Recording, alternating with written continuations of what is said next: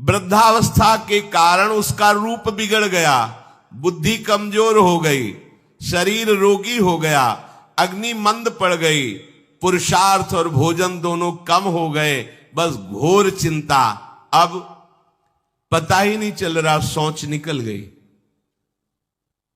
पड़ा है उसी गंदगी में। जब वो रो रो के कहता है ऐसा, तो पीटते हैं घर वाले, हमने देखा भी, पीटते हैं, पड़े पड़े हकता है, भरपूर भोजन नहीं देते, हगेगा कौन, फेंकेगा इसका, कैसी दुर्गति होती है। इसमें जो शब्द लिखा है, आस्तेव मत्योपन्यस्तम गृहपाल इवाहरन, गृहपाल कहते कुत्ते को, कुत्ते की भांति वो सबके अपमान सहता रहता है और रूखे सूखे टुकड़े खाकर जीवन निर्वाह करता है, फिर भी उसे भगवान की याद नहीं आती। मृत्यु का समय जब निकट आता है तो वायु उत्क्रमण से इसकी पुतलियां चढ़ जाती हैं, श्वास प्रश्वास की नलिकाओं में वायु आना जाना रुक जाता है, कफ भर जाता है। अब इसे श्वास लेने में भयानक कष्ट होता है, कंठ में घुरघुराहट, पर उसका मोह उन्हीं अपने बच्चे, परिवार, घर, शब्द, ये सब छूट जाएगा। बड़ी दुर्गति है। अंतिम समय क्या सोच रहा है, ये पत्नी छूट जाएगी, बेटे छूट जाए, और बेटों ने क्या उनके साथ व्यवहार किया, ये मोह है, ये मेरा कमाया हुआ मकान कैसे छोड़ सकता हूं, तो छिपकली बन के आना, इसी मकान में रेंगना। पक्का आपका अंतिम फाइनल आपका चिंतन होता है, आपका चिंतन वही बनेगा जो जीवन भर आपने किया, उसके परिणाम में बंधु बांधव आकर घेर लेते और मनाने लगते हैं कि अब जल्दी मर जाए, भगवान उठा लें इसे। मृत्यु पाश के वशीभूत महान कष्ट को भोगता हुआ अपने परिवार का चिंतन करता है। वो मूड ये भी नहीं सोच पा रहा कि अगर अंतिम समय कृष्ण बोल दूं, राधा बोल दूं तो काम बन जाए। कुटुंब का भरण पोषण और मोह में लगा हुआ यमराज के दूत आते हैं, मार मार के उसके प्राणों को खींचते हैं। वो तो मार वही जानता है जिस पे पड़ती है, और सोचता कौन है, विवेक है नहीं, इसलिए सोच काम नहीं करती। भयंकर रोष युक्त नेत्र वाले, जिनके देखने से पेशाब छूट जाए, तभी तो आप देखो मरने वाले का शौच और लघु शंका सब छूट जाती है, देखने मात्र से, इतने वो भयानक है। वो देखकर भय के कारण मलमूत्र त्याग कर देता है। सा दृष्ट्वा त्रस्त हृदय स्रकन मूत्रम विमुंचति, इतना भयावह स्वरूप होता है उनकी घुड़क, और उनकी मार की टट्टी पेशाब सब छोड़ देता है। यमदूत उसे भयंकर यातना देती हुई प्राण खींचते हैं। अब ये तो वही जानता है जिसके खींचते हैं। बाहर वाले सब घेरे बैठे हैं, कोई एक बार भी नाम नहीं बोला।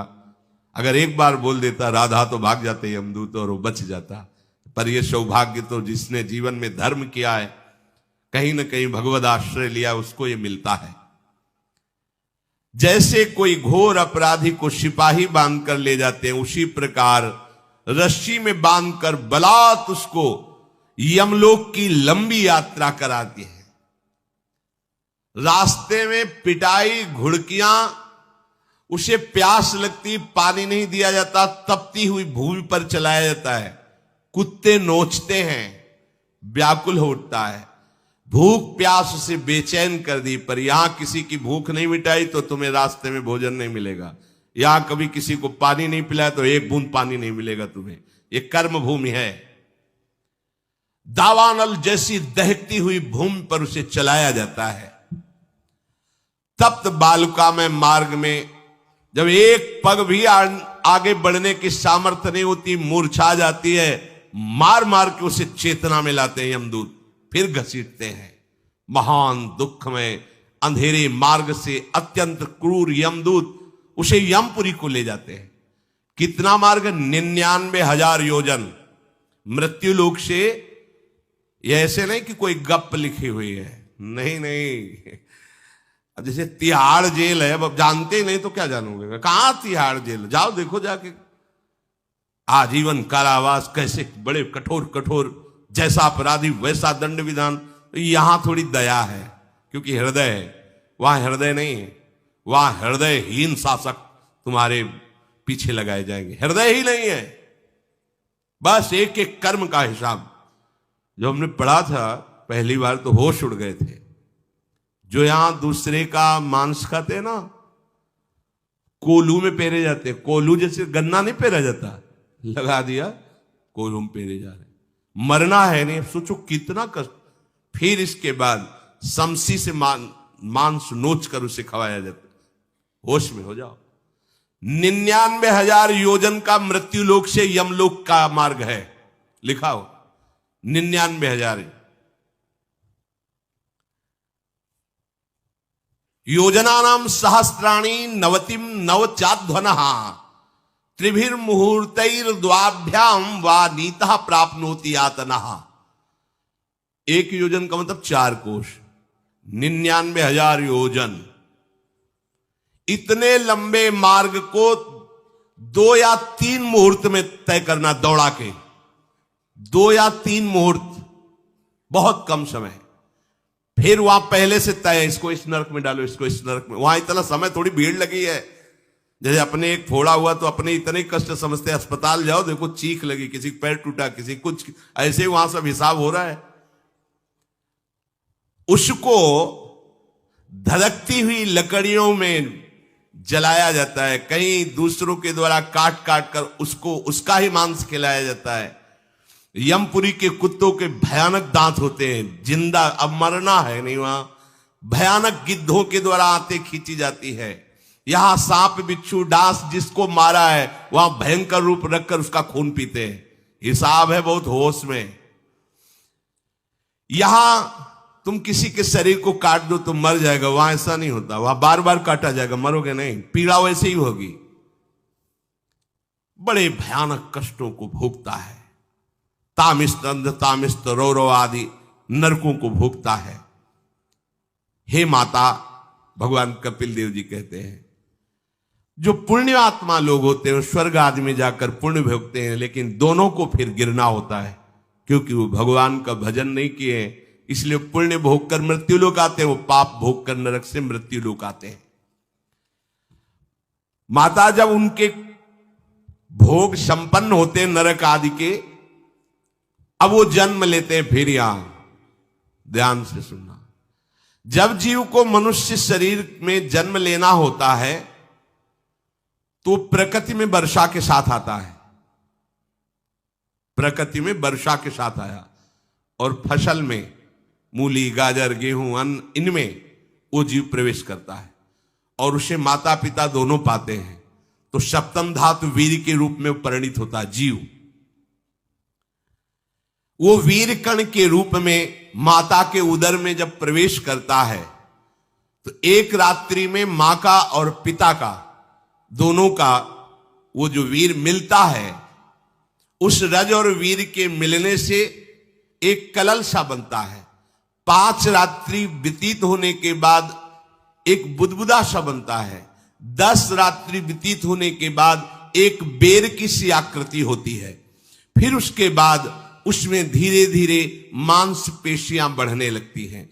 1 महीने में उसके सिर निकल आता है, 2 महीने में हाथ पांव अंगों का विभाग होता है, 3रे महीने में नख रोम अस्थि चर्म स्त्री पुरुष के चिन्ह प्रकट हो जाते हैं, 4 महीने में मांसादि 7 धातुएं प्रकट हो जाती है, 5वें महीने में चेतना जागृत हो जाती है। जैसे अपने चेतना, ऐसे 5वें महीने में गर्भस्थ शिशु की चेतना जागृत हो गई। जीव है पर चेतना 5 महीने बाद मां के गर्भ में जागृत। अब उसे भूख लगती है, प्यास लगती है, वहां की तापमयी जलन पीड़ा, छोटे छोटे कीड़ों के द्वारा काटना। 6ठे मास में झिल्ली से लपटा हुआ मां की दाहिनी कोख में कीड़े की तरह वो तड़पता है। उस समय माता को कड़वे और खट्टे पानी की लालसा होती है, जिससे उसके अंगों में जाकर भयंकर जलन होती है। यह है भोग। वो कृमि कीड़े की तरह तड़पता है। मलमूत्र के गड्ढे में बीच में झिल्ली में बंधा हुआ वो जीवात्मा सुकुमार तो होता है, वहां के कीड़े उसे नोचते छोटे छोटे, वो तड़पता है। माता प्रसन्न होती कि जब बच्चा हिलता है, बोले है उसकी दुर्गति हो रही, वहां भयंकर कष्ट पा रहा है। ऐसा क्लेश होता है कि क्षण क्षण में बेहोश होता रहता है। माता के खाए हुए कड़वे, तीखे, गरम, नमकीन, रूखे, खट्टे, यही पदार्थ पाने की इच्छा होती है माता, क्योंकि उसको भोग भोगना है। उसके कोमल शरीर में भयानक पीड़ा होती है जब माता ऐसे पदार्थ खाती है। गर्भाशय की झिल्ली में लिपटा हुआ, आंतों और मलमूत्र से घिरा हुआ सिर, पेट की और पीठ और गर्दन एक कुंडलाकार ऐसे कंकण जैसा, ऐसी आकृति गर्भस्थ शिशु की होती है। पिंजड़े में बंद पक्षी के समान पराधीन, ना तो वो हिलडुल सकता है ना बोल सकता है, बड़ा असमर्थ दुख को भोग रहा है, चेतना पूरी है। इसी समय भगवान द्रवित होकर उसे ज्ञान देते हैं, गर्भस्थ शिशु को, सबको। जे उसे ज्ञान होता है तो सैकड़ों जन्म के कुकर्मों से याद आते हैं, सैकड़ों जन्म के। ओहो, ये मेरे कर्म का ही फल है, मैंने ऐसे कर्म किए इसलिए दुख भोग रहा हूं। बेचैन हो जाता है, कैसे निपट पाऊंगा, सैकड़ों जन्म के कर्म जमा है। अब महान अशांति उसके हृदय में, उस शरीर में भयंकर पीड़ा। कुंडलाकार शरीर है, हिल भी नहीं सकता है, बस कीड़े काटते, बड़ी तड़पन, बड़ी जलन, भूख प्यास की जलन। अब एक और भयानक जलन हुई, उसे स्मरण हो जाता है कई जन्मों के, सैकड़ों जन्मों के पाप कर्मों का। 7वां महीना आरंभ हुआ कि ज्ञान का उन्मेष हो गया। अब प्रसूति वायु उसे चला रही है, तड़पता है वो। सप्त धातु में स्थूल शरीर से बंधा हुआ वो जीव भयभीत होकर के पुकारता है, अगर कोई भगवान है तो एक बार मुझे यहां से निकाल दे।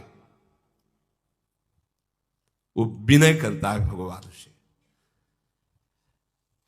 कोई अगर भगवान है जिसने मुझे इस बंधन में डाला है, एक बार निकाल दे, यहां से जाके केवल भजन करूंगा।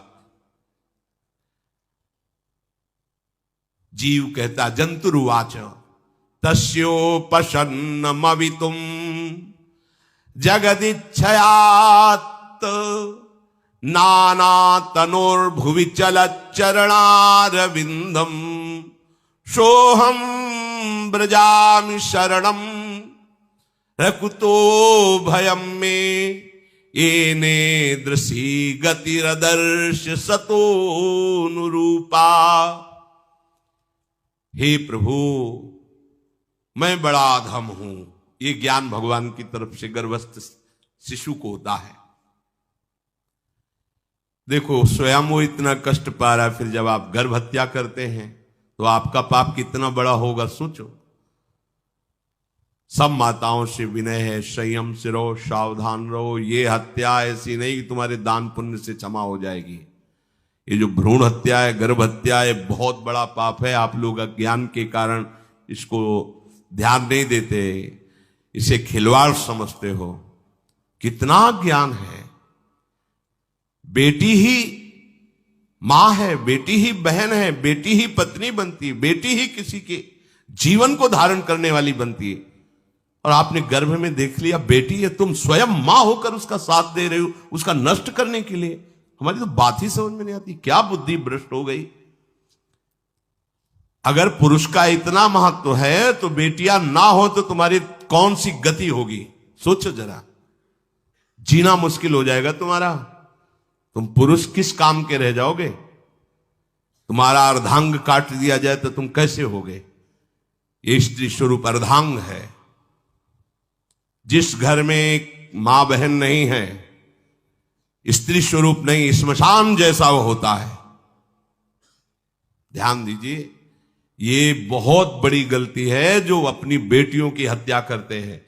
और ये वो पाप है जो अक्षम्य अपराध है। स्त्री हत्या करना शास्त्रों में बहुत बड़ा पाप कहा गया है। फिर वो तो बच्चा है, बिल्कुल नहीं। जिनसे हो गया है, श्रीमद् भागवत का सप्ताह मूल संस्कृत से सुनो और भगवान से प्रायश्चित प्रार्थना करो कि हे नाथ, भूल से गलती हो गई, दूसरा कोई उपाय नहीं, ध्यान से समझ लीजिए। तुम्हारे भ्रूण हत्या, गर्भ हत्या के पाप को नष्ट करने में एकमात्र श्रीमद् भागवत समर्थ है, दूसरा कोई नहीं। कोई दान पुण्य तीर्थ स्नान तुम्हें क्षमा नहीं कर पाएगा। यह ऐसा महापाप है। अगर हृदय में जलन करके और मूल संस्कृत के द्वारा पूरी 7 दिन में भागवत श्रवण की जाए नियम से, तो भागवत समर्थ है, इस हत्या के पाप से भी आपको मुक्त कर देगी। जिनके ऐसे हत्या हो गई हो करवा लो, नहीं तो बुद्धि आगे भ्रष्ट करके तुम्हें हरि गुरु से विमुख कर देगा। ये पाप ऐसा नहीं कि तुम्हें 2-4 माला घुमाने से क्षमा हो जाएगा। ये महत अपराध है।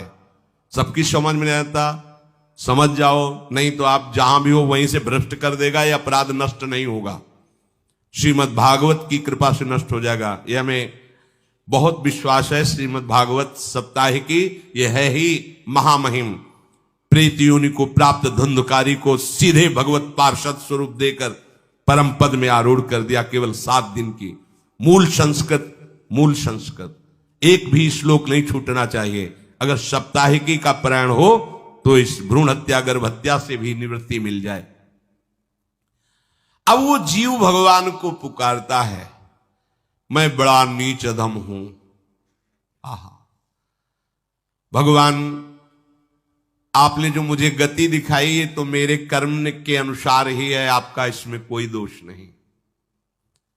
हम लोग जब कष्ट भोगते तो भगवान से कहते हैं हमने तुम्हारा क्या बिगाड़ा। भगवान ने नहीं बिगाड़ा, तू खुद देख क्या बिगाड़ लिया अपना। करो पापाचरण। अब देखो, हमने तो जीवन में कोई पाप नहीं किया और कितने गर्भ हत्या की है, कितनी खिलवाड़ समझे हो। ये बिल्कुल भयावह चीज है, आप लोगों को नहीं। हम बार बार इसीलिए कह रहे कि भयावह वस्तु है, तुम्हें बहुत ऊंचाई से घसीट के भ्रष्ट कर देगी। बहुत होश में हो, भूल के कभी ऐसा न करना जहां तक हमारी आवाज पहुंचे, जहां तक सुनाई दे। गर्भ हत्या मत करना, संयम से रहो। इस तरह का व्यवहार मत करो कि तुम्हारा मनुष्य जन्म ही व्यर्थ चला जाए। इसमें तीनों को बराबर दंड मिलेगा। गर्भ हत्या कराने वाला, गर्भ हत्या की प्रेरणा देने वाला और गर्भ हत्या में सहयोग देने वाला, जो औषधि डॉक्टर या जो भी, तीनों को दुर्गति होगी। माता, पिता, प्रेरक और कर्ता। ऐसा नहीं कि आप डॉक्टर हो तो आपको गर्भ हत्या करने का अधिकार नहीं। आप डॉक्टर हो दूसरे के शरीर को स्वस्थ करके निरोग करने के लिए, हत्या करने के लिए नहीं। कोई भी हमारा संविधान ऐसा आदेश नहीं करता कि आप गर्भ हत्या कर दो। ना भागवतिक और ना भारतीय संविधान ऐसा संविधान आदेश नहीं करता। अब वो जीव कह रहा है कि प्रभु मेरे योग्य ही है, आपने जो मुझे दंड दिया है। मैंने सुना है कि आपकी शरण में जो आता है आप उसकी रक्षा कर लेते हैं। आपकी जो शरण में हो जाता है वो इस भूमि पर, भारत भूमि पर, विश्व पर निर्भय विचरण करता है। कोई उसे भय नहीं प्रदान कर सकता। प्रभु, मैं इस माता के उदर में माया का रहस्य न जानने के कारण ऐसे कर्म किए कि मैं आ गया हूं। बहुत दुख पा रहा हूं।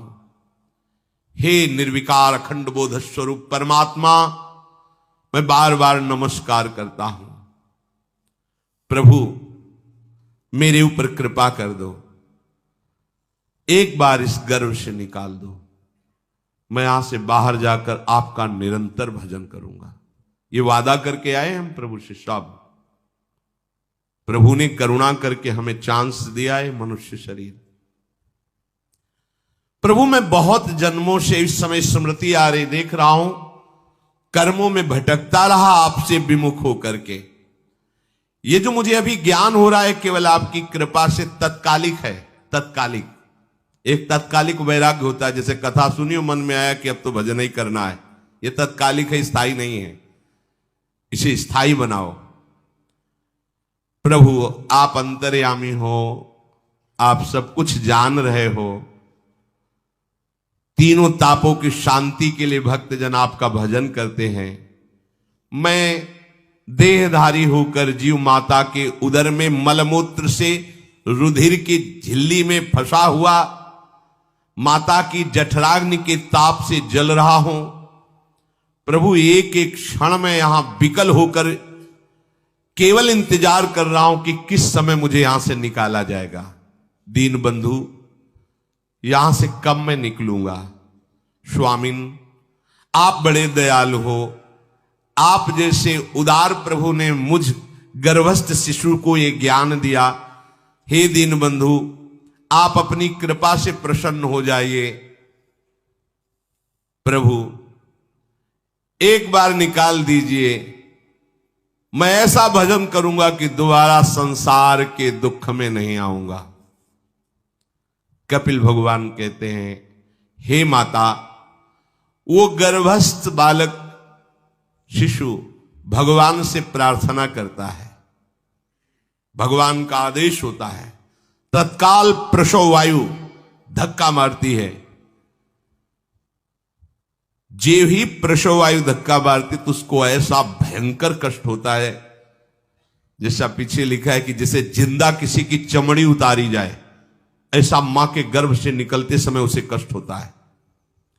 वो अत्यंत कष्ट से व्याकुल होता है। उसी समय उसका वो ज्ञान नष्ट हो जाता है जो भगवान ने दिया था। उस समय उसकी श्वास की गति रुक जाती, जैसे किसी का गला दबा दिया जाए तो कैसा लगेगा।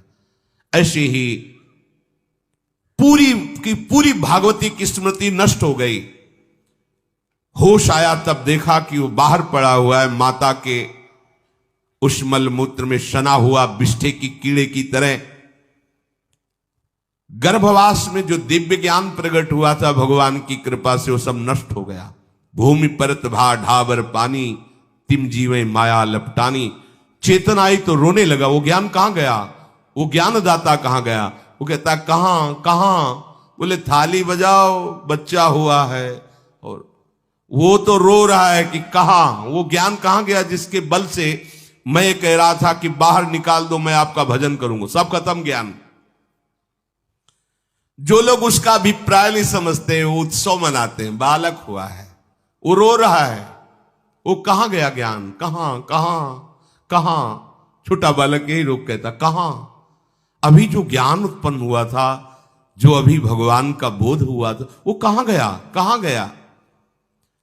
घर परिवार के लोग उसका पालन पोषण करते रहते हैं, उसमें कोई निषेध करने की शक्ति नहीं हो रही। मच्छर काट रहा है, दुख हो रहा है, हटा नहीं सकता बालक।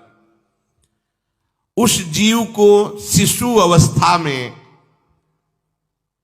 जब कपड़ों पे लिपेट कर ऐसे लिटाया जाता है तो इतना कोमल त्वचा होती कि कपड़े भी उसको, जैसे खुजलाहट है, पीड़ा है या जलन है, बिल्कुल कोमल त्वचा होती, कुछ नहीं कर सकता वो, बस रो सकता है।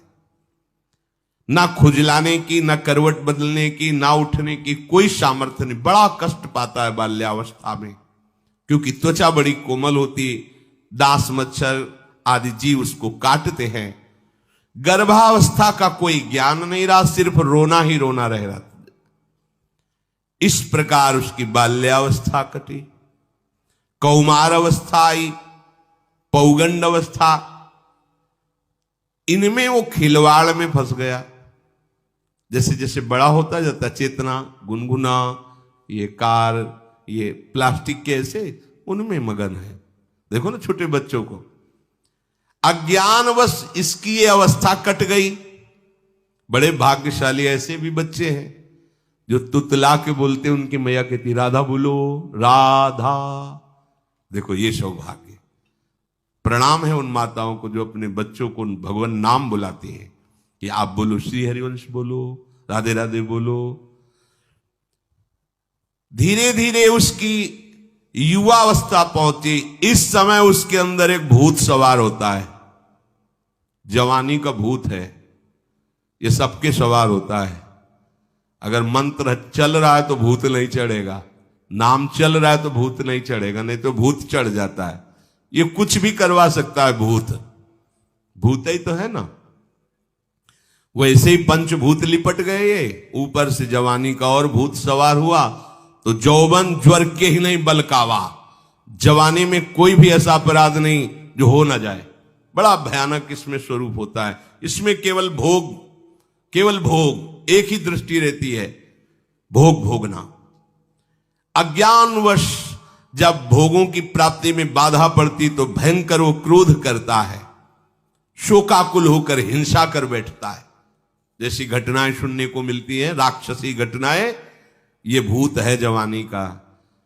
जहां कामना में बाधा पहुंची, क्रोध में वो समझ नहीं पाता कि मेरे जैसा ही प्रिय शरीर उसका है जो मैं वर्ताव कर रहा हूं। जैसे जैसे देह बढ़ता जाता है, पुष्ट होता जाता है, वैसे वैसे भोग वासना और अभिमान बढ़ता जाता है। वो काम परवश होकर अपना नाश करना शुरू कर देता है। यौवन, वो फिर खोटी बुद्धि वाला वैसे ही पाप करने लगता है जिन पापों के कारण उसकी दुर्गति हुई थी, नरक आदि की, और मां के गर्भ में आया था।